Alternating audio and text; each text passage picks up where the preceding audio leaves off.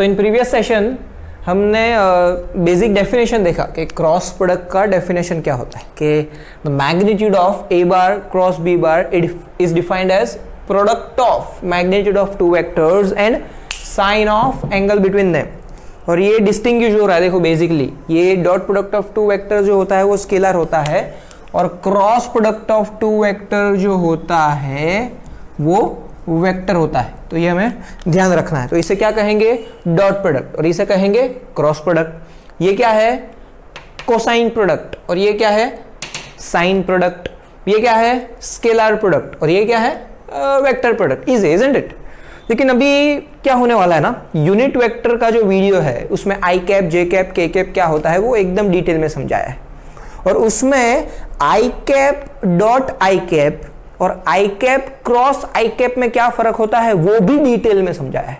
तो unit vectors के अंदर जो भी लेक्चर्स आते हैं आप उनको फॉलो कीजिए, तो ये डेरिवेशन का जो पार्ट है बहुत ही सिंप्लीफाई हो जाएगा। और ये पर्पसली पहले से ही लिख कर रखा है। Y so? बिकॉज आपने जब पहले दो सेशंस पहले, दो लेक्चर पहले जब dot product of two vector में हमने ये जो फॉर्मूला डिराइव किया था तो आपने ये देखा था कि ए बार डॉट बी बार है, where a bar is equals to a1 I cap plus a2 j cap plus a3 k cap, and b bar is equals to b1 I cap plus b2 j cap and b3 k cap. Here a1, a2 and a3 are the coefficients of I, j, k. Here b1, b2 and b3 are the coefficients of I, j, k. और वही हम यहाँ पर consideration में ले रहे हैं। a cross b के टाइम हमने a बार जो है उसको यहाँ पर लिख दिया है, हमने बी बार जो है उसको यहां पर लिख दिया है, और जो यहां पर डॉट था बस एक ही फर्क है, छोटा सा फर्क, यहां पर क्रॉस है because this is dot product, hence dot वाला सिंबल किया है। This is cross product, hence हमने यहां पर क्रॉस लिखा है। तो ये पूरा पिक्चर कॉपी पेस्ट हो जाएगा, लेकिन एक ही फर्क होगा, जहां जहां आपको डॉट दिख रहा है यत्र यत्र डॉट तत्र तत्र क्रॉस, जहां जहां ये डॉट प्रोडक्ट में डॉट दिख रहा है आपको वहां बस क्रॉस कर दो, लेकिन फर्क पड़ जाएगा क्योंकि पिक्चर भले सेम लग रहा हो, लेकिन डॉट का जब क्रॉस हो जाता है, dot product and cross product are not same. ठीक है, ये आई डॉट आई 1 होता है, जे डॉट जे 1 होता है, के डॉट के 1 होता है, उसका उल्टा I cross I 0, J cross J 0 and K cross K 0 होता है। तो ये सेम नहीं है, ये उल्टा है। तो यहां पर ये जो लाल कलर वाले थे वो 0 थे, तो ये भी जो लाल कलर वाला है ये 3, ये 0 है। यहां पर 6 टर्म 0 हो रही थी और 3 टर्म जो है वो 1 हो रही थी। यहां पर 3 टर्म जो है वो 0 होगी और 6 टर्म जो है वो 1 नहीं होगी, लेकिन कुछ तो होगी। वो कुछ कैसे निकालते हैं मैं बताता हूं। ये एक साइकिल है, समझो ये साइक्लिक मैनर है। कैसे जाएंगे? क्लॉक जैसे घूमती है ना वैसे जाता है। क्लॉक कैसे घूमती है? ऐसे क्लॉकवाइज ना, ऐसा है, इधर 12 है, इधर 6 है, 3 है, 9 है, तो क्लॉक के कांटे ऐसे घूमेंगे ना। तो जैसे जिस मैनर में क्लॉक घूमेगी उसी मैनर में हम जाएंगे, ये याद रखो, वरना गड़बड़ हो जाएगी। क्लॉकवाइज जाना है, ये याद रखो। तो let's say this is a cycle circular manner में, एंड आई जे के ऐसे 3 यूनिट वेक्टर्स लिख दिए हैं। ये मैंने यूनिट वेक्टर के टॉपिक के अंदर भी समझाया है, but here we need that, इसलिए एक स्मॉल रिवीजन टाइप करा रहा हूं कि आई से जे जाएंगे तो के मिलेगा, जे से के जाएंगे तो आई मिलेगा, और के से आई जाएंगे तो जे मिलेगा। उसी को मैंने ऑलरेडी बोर्ड पे लिख के रखा है। आई से जे के, जे से के आई, और के से आई जे, और हम साइक्लिक मैनर में जा रहा है। We are moving along the cycle. और इफ यू गो अवे, मतलब ऑपोजिट डायरेक्शन में जाओगे, this is along the cycle in the cyclic manner. If you go in opposite manner तो आपको माइनस साइन मिलेगी। मतलब जैसे आई से जे जाते हैं तो के मिलता है, आई से जे गए तो के मिलता है।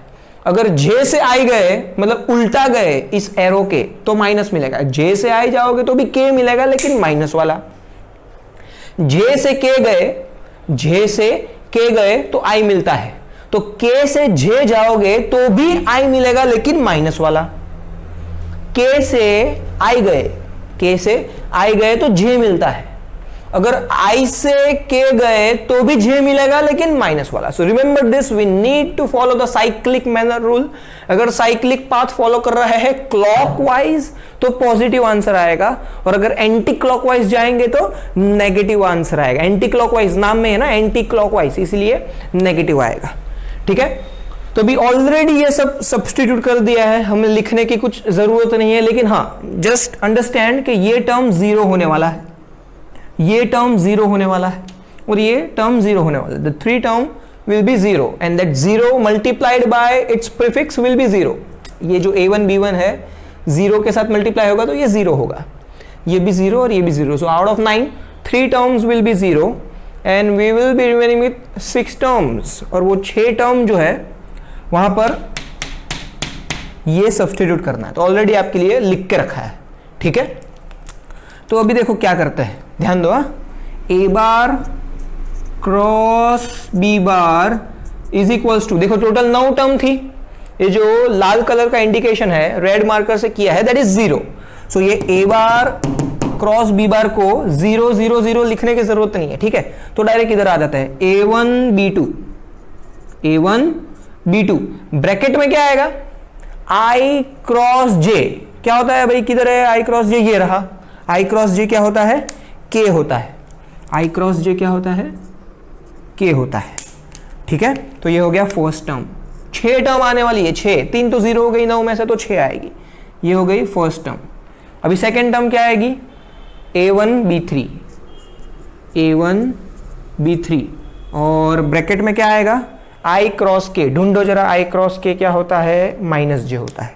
ठीक है ना, तो लिख देते हैं माइनस j प्लस, कहां पर जाएंगे अभी, ये तो a2 b1 है, तो a2 b1 ब्रैकेट में क्या आएगा वो बाद में देखते हैं. ये तो 0 है, प्लस a2 b3 है, ब्रैकेट में क्या आएगा वो बाद में देखते हैं. a3 b1 है, a3 b1 ब्रैकेट में क्या आएगा वो बाद में देखते हैं, plus a3 b2, plus a3 b2 bracket में क्या आएगा वो बाद में देखते हैं.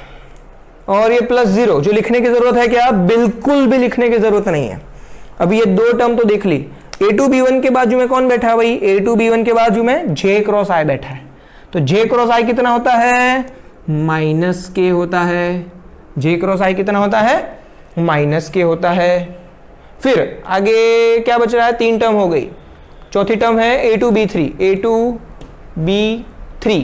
ठीक है, ये a2 b2 नहीं होगा, ये a2 b3 होगा. ये जो है ये a2 b3 होगा, क्योंकि a2 b2 वाला तो 0 है. ठीक है, ओके. तो ये जो a2 b3 है उसके बाजू में बैठा है j क्रॉस k, और j क्रॉस k क्या है, i है, तो j क्रॉस k को लिखेंगे i. a3 b1 ये रहा, उसके बाजू में कौन है, k क्रॉस i, तो k क्रॉस i ढूंढो जरा, j. और a3 b2 भाई किधर है, ये रहा a3 b2, k cross j है, k क्रॉस j क्या है, माइनस i. ठीक है, तो इतना जो है वो सब्स्टिट्यूट कर दिया सब. और ये ना एक्चुअली डिटर्मिनेंट है, this is nothing but determinant. जो डिटर्मिनेंट का जो स्ट्रक्चर होता है और उसको जब ऐसे लिखते हैं तो ऐसा ही हमें फॉर्मेट मिलता है. ठीक है ना,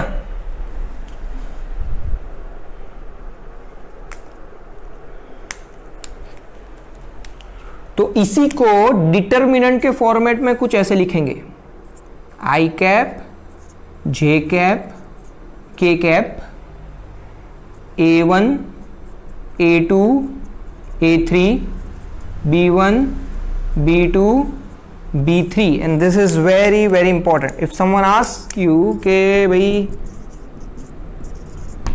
अब अगर कोई आपको पूछता है कि a बार क्रॉस b बार जो है वो a बार क्रॉस b बार क्या है, तो a b साइन थीटा ऐसा बिल्कुल भी मत बोलना. a bar cross b bar is determinant of i j k a1 a2 a3 and b1 b2 b3.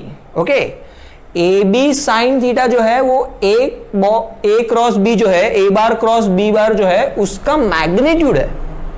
लेकिन ये अगर वेक्टोरियल फॉर्म में चाहिए तो आई जे के फॉर्म में होना चाहिए, क्योंकि वो यूनिट वेक्टर है और वो ही हमें डायरेक्शन देगा। ठीक है, so remember this, a bar cross b bar is determinant of I J K A1 A2 A3 B1 B2 B3 first row, second row, third row respectively उधर बिठा देना है। I J K का magnitude होता है 1, I dot J I dot K वगैरह वगैरह क्या होता है, वो यूनिट वेक्टर के अंदर जितने भी वीडियोस है उसमें बताया है।